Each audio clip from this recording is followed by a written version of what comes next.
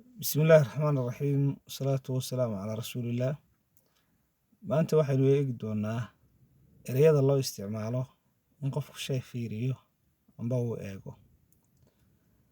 Mid waa eegid oo qofku waa inuu ruuxii uu eegayay indhaha siiyo, amba qof ha eego, amba bahal ha eego, amba shay kale ha eego, inaad shayga eegto.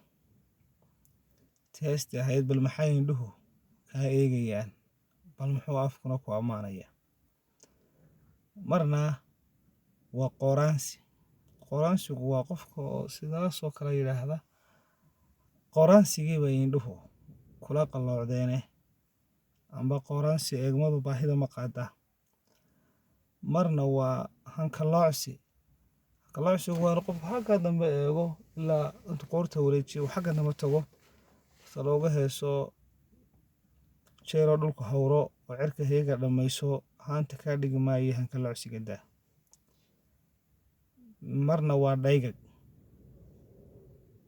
oo qofkii ama shaygii ama walaxdii la eegayay in si xeel fog loo eego.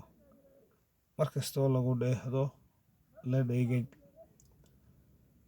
Marna waa jeedaalo. Jeedaalada indhaha inaad xagga eegto, wadana xaggan eegto, hareerahaaga oo dhan wada eegto iyadoo qoorta ay ku wareegayso. Marna waa jaleecid. Jaleeciduna waa in dhan kaliya aad eegto. Marna waa dhawr oo waa eegid. Mar waa beeqaaq oo waa eegid. Intaasoo ereyba waxaa loo isticmaalaa eegmada. Waad mahadsantahay daawada.